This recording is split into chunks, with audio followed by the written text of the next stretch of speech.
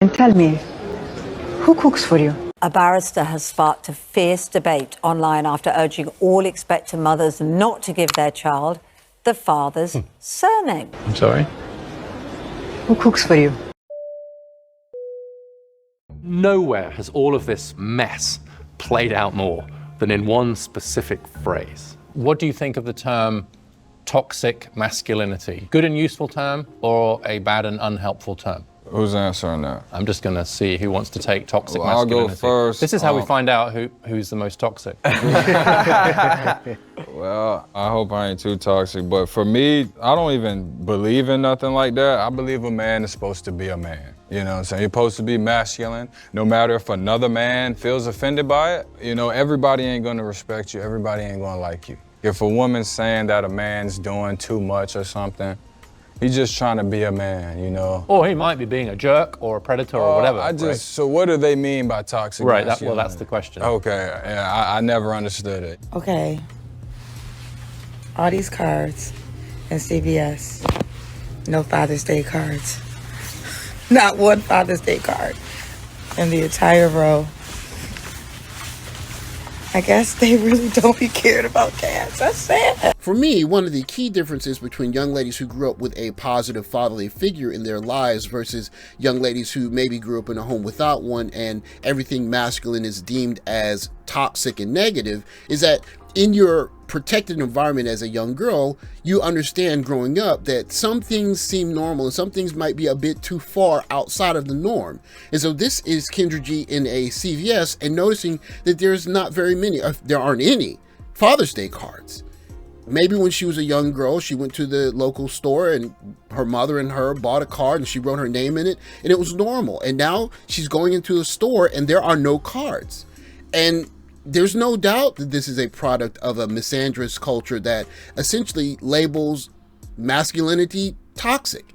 A young lady responds, "Good fathers are to be celebrated. It's just not that many, surely as many great fathers as good mothers. The 50 Father's Day cards they put in stock are sold out.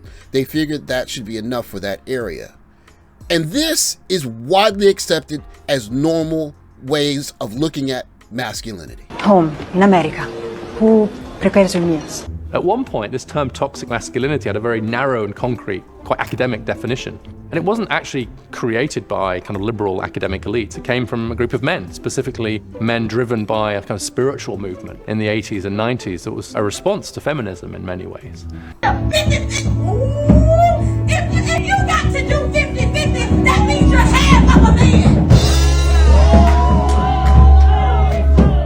Until around 2015, the phrase warranted just a few footnotes, really, in academic journals. But with the rise of Donald Trump and the Me Too movement, progressives brought this term toxic masculinity into everyday use. Oh, they don't like, I wish I had more men in here today.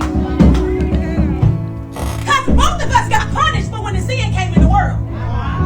The women was to be birthing children and go through pain and go through menstrual bleeding. You can't handle that. Suddenly it was everywhere, thousands of mentions, impossible to ignore. But the term's very rarely defined, and it now seems to refer to any male behavior that the user of the term disapproves of, from the tragic to the trivial. And a man's job was to work from sun up to sundown. If you got to do 50-50, that means you're half of a man. And a man's job was to work from sun up to sundown. Whose surname do you think babies should be given? A top Italian court has ruled that children should now be given both parents' surnames by default. This totally overturns the tradition in Italy where all newborns are automatically given their father's surname. The court ruled that was discriminatory and harmful to a child's identity.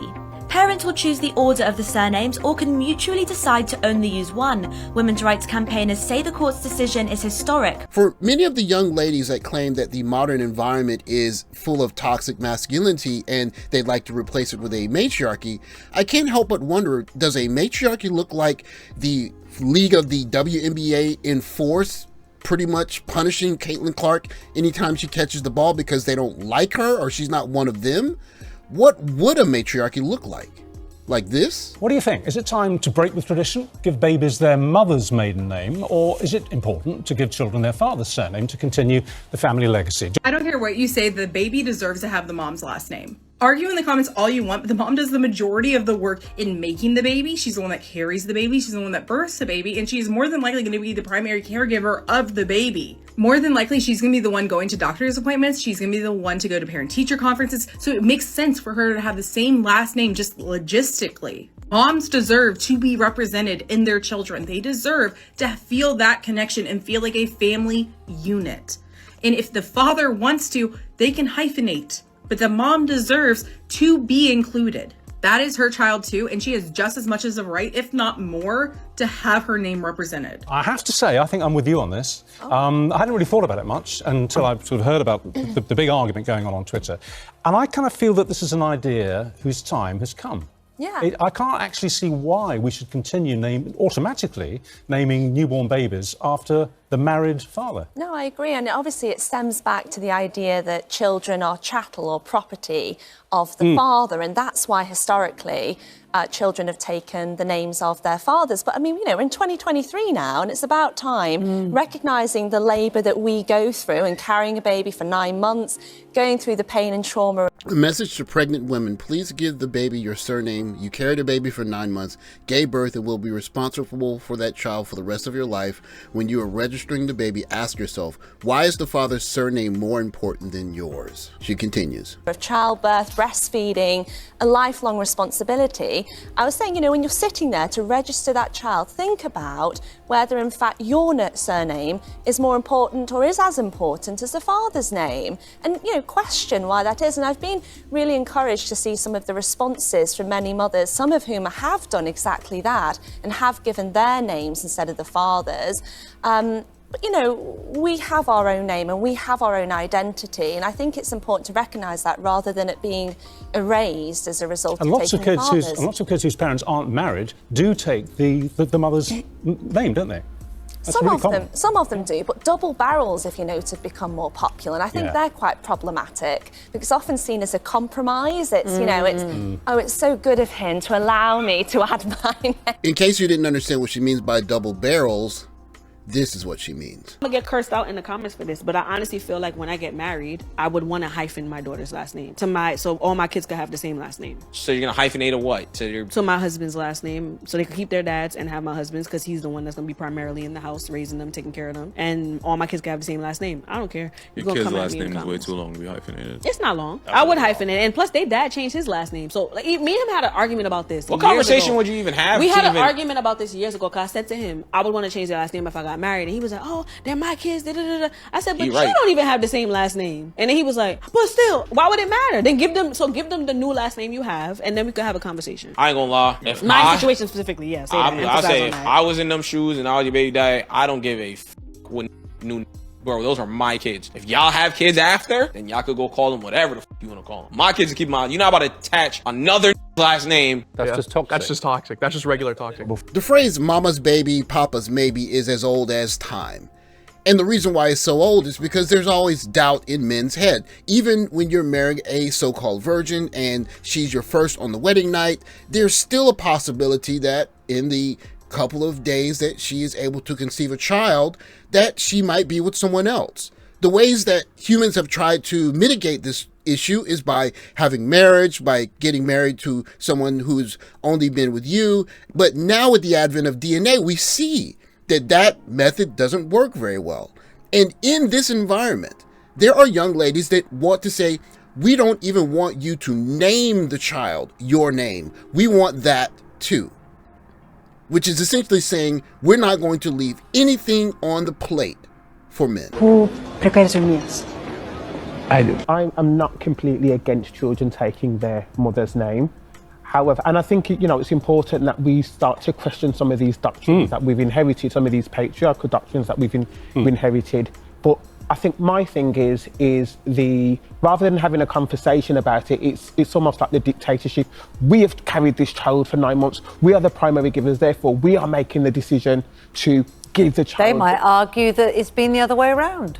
And absolutely it is a doctrine, and we should have a conversation about it, and we should, with me and my wife, we have a conversation about who has the last name for our children, and we both decided actually that when she married me, she would adopt my surname, and then our children would have our name, because it is our name she has evolved, my wife has evolved, and her name now is my name, and so forth. And did she think that when you said goodnight last night before you got up early to come on the show? Did she maintain that position? Absolutely, and you know, we've had conversations, and I think every family is different.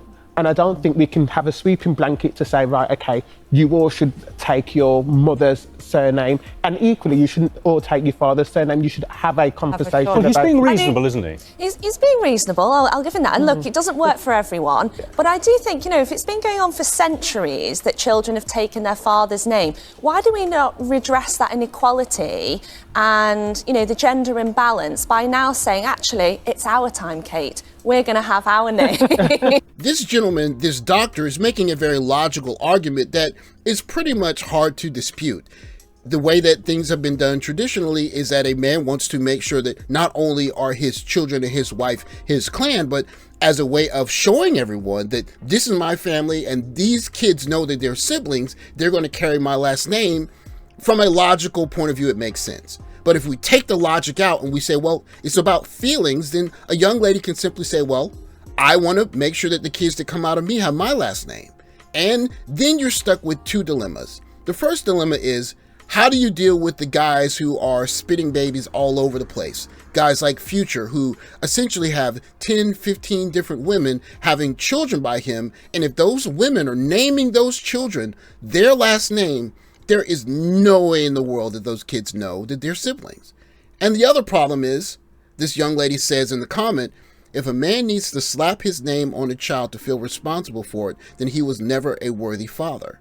But the question simply is, if you are a stand-up guy and you want to make sure that you're paying for raising a child that is your child, the least you could do is name that child after that responsible man. And if you're not even going to give him that, you're going to lose even more responsible men to your system of matriarchy.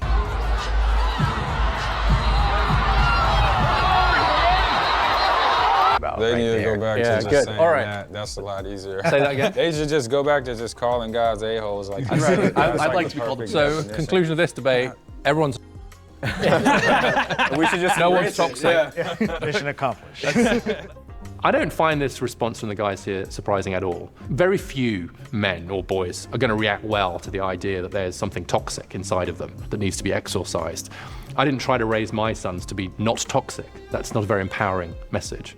I think if anything, it's the opposite, that the term toxic masculinity will sort of drive more boys and men away to the online manosphere, where they'll be reassured at least that there's nothing wrong with them and it's actually the liberals who are out to get them. I would love to show you the real food of Altamonte. Would you come with me? Knowingly or unknowingly, the actor Jamie Hector created one of the top 5 TV villains of all time in Marlo Stansfield. My name was on the street. And when he was locked up, he was concerned more about his name than his freedom. My name is my name. The correlation I see between Catlin Clark dealing with progressively harder fouls, along with being the cash cow, the clear center of the attention of the WNBA, and a growing chorus of black women saying that black men that are supporting the league and watching Catlin Clark should celebrate the black players, many of whom don't even date black men. They're dating each other over dating an exciting player, probably the most exciting women's player we've seen in the last 20 years in Catlin Clark. And a character like Marlo Stansfield, who's in jail worried about his name, is simple. If you're a stand-up guy who is going to take care of his kids and you're watching a growing movement of young ladies saying, not only do we devalue marriage and we're decentering men, but we don't even want to give the kid your last name. But a real man doesn't do 50-50. He's going to pay for everything. If you got to do 50-50, that means you're half of a man. You're essentially removing any last bit of incentive away for stand-up guys to support this idealistic matriarchy that you're calling for. Now, is it a real matriarchy or not? That depends on who you're asking, and that's an argument for a different day. But if you're a stand-up guy and you're hearing a debate about young ladies saying, I don't even want to name my kids after you because I carried the kids, so I should get all of the perks of naming the kid myself, then guys that are stand-up, that are using logic to look at the situation. They're going to say, well, if you want to have kids with the futures in your community, go right ahead. I'm going to take my DNA out of that pool. I'm also going to take my resources and effort out of that pool, and I'm going to say, good luck to you. Because if me having any desires or demands for our relationship is toxic masculinity, then so be it. It's a pretty hard bargain for a guy who is a stand-up, hard-working guy to look up and hear more and more young ladies saying, not only are you toxic because you have demands or wishes, but I don't even want to name the kid we have together after you, and I don't want to give you a DNA test. That's not a hard deal to turn down. The powers that be, I don't know what your solution is for it, but if you're trying to get logical men to sign up for this, good luck with that, because it doesn't look very appealing or appetizing. Thanks for watching. Like, subscribe, comment below. Catch you next video. Take care, guys.